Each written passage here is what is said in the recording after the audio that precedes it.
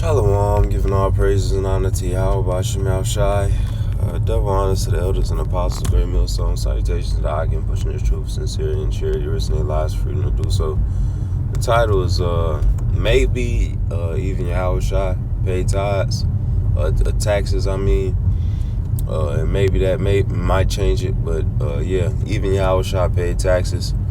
And we're just gonna start with Matthew 17:24. And when they would come to Capernaum, that they received tribute money, came to Peter and said, "Doth not your master pay tribute?" He said, "Yes." And when he was coming to the house, Yahawashi prevented him, saying, "What thinkest thou, Simon? Of whom do the kings of the earth take custom or tribute, of their own children or of strangers?" Peter said unto him, "Of strangers." Yahawashi said unto him, Then are the children free. Notwithstanding, lest we should offend them, go to the sea and cast and hook and take up the fish that first cometh up. And when thou hast opened his mouth, thou shalt find a piece of money, and that take and give unto them for me and thee. So he paid the taxes. He paid what was being charged. Right? The scripture talks about render unto Caesar what belongs to Caesar, render to the Lord what belongs to the Lord. I'm just gonna say this: Yahawashi, he paid taxes. He didn't tell Jake to revolt against the enemy, and he taught Jake to agree with your adversary quickly, to be at peace with all men if possible. That men that don't work don't eat. All these teachings, the Lord put them out so that you can keep your name and the ministry as blameless as possible, to lead, an honest and upright life as a captive of Rome. So that's my breakdown on that. And I get Matthew 22:21. They said unto him, Caesar's. Then he said unto them, render therefore unto Caesar the things which are Caesar's, and unto Yahweh the things which are Yahweh's. Right? Because this is their kingdom. This is the kingdom of the heathens. You have to let them have their kingdom. Okay? And just for clarity, like, the heathens only gonna rule for such a short time anyway. Like, let especially this Esau, so-called white man, Esau, Edom, let him have his 15 seconds of fame, because nobody gonna remember him anyway. Nobody, people. And looking back in the kingdom, looking back on it, it's gonna be hard to believe he ruled over anybody. So let him have his 15 seconds of fame. This is his world. We just living in it. The world is given into the hand of the wicked. And Job talks about that. Right? So Matthew 5:25, agree with thine adversary quickly, whilst thou art in a way with him, lest any time the adversary deliver thee to the judge, and the judge deliver thee to the officer, and thou be cast into prison. So that the adversary is any of these centurions, the so-called police, the authorities, right, that have the power to take you to a judge, that have the power to arrest you.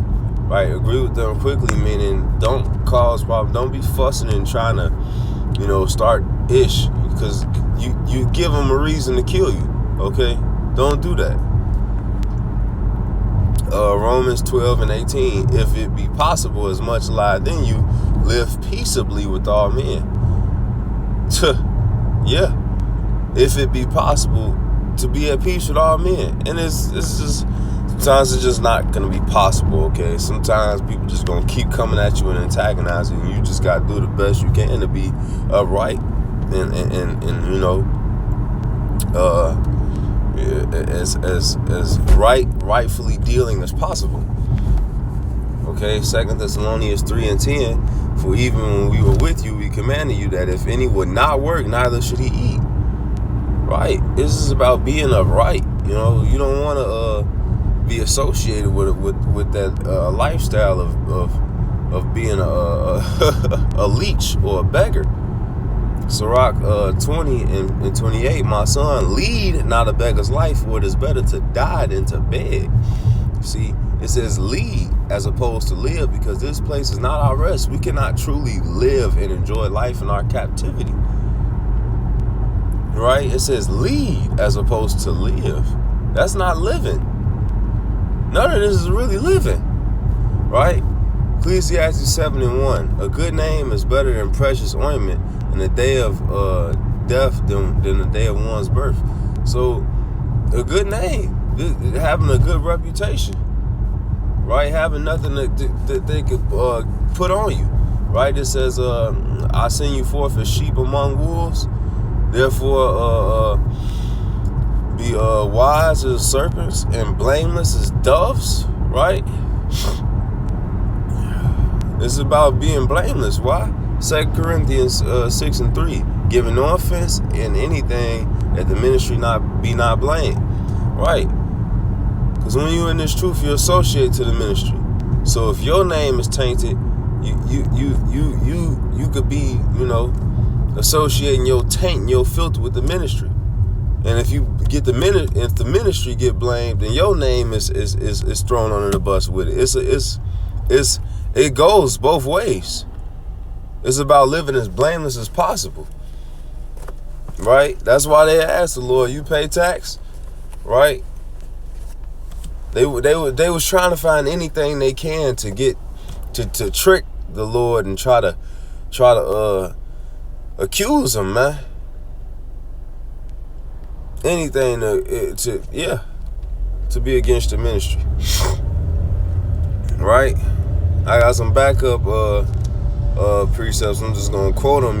The power was given to the red horse. All right, so the Lord set up this devil, man. It said the power was given to the red horse that he could take peace from the earth. That's a lot of Esau, Edom. He is the red horse. Let him have his 15 seconds of fame. All right, let him. The kingdom is short. Hey, the devil know he had but a short time. Right? The kingdom of these people are short. If you fight against the powers that be, you fighting against the Lord, like the scriptures say, to some of the effect, I might be butchering it, says, happily you be, lest you be found happily to strive or fight against the Lord. Right? The Lord set up these powers to punish you, to punish Israel for going off. That's why you in captivity. That's why you in Egypt again. That's why you in Rome 2.0. That's why you in this place called Mystery Babylon.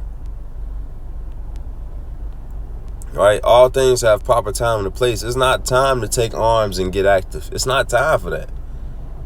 Esau want a reason for you to to go down. He wants you to give him a reason. Because this is his blessing. Esau's blessing is a sword. His blessing is violence and destruction. His lust and desire is all hell. This is his ways. And you try to fight him in his own game, you're not gonna win. You're not. Right?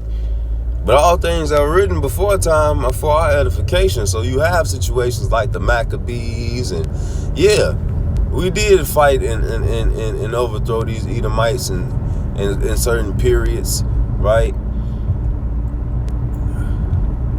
The Dark Ages. There were certain periods we did fight and overthrow these Edomites. Nat Turner is an example, right? The Haitian Revolution. There's been times, yes, absolutely. Jake has overthrown, and Jake, you so-called blacks, Hispanics, Native Americans, you are the true children of Israel. To make that clear, right? But still, you found captive in this man's hands because it's just the time for him to rule, and his rule is but short.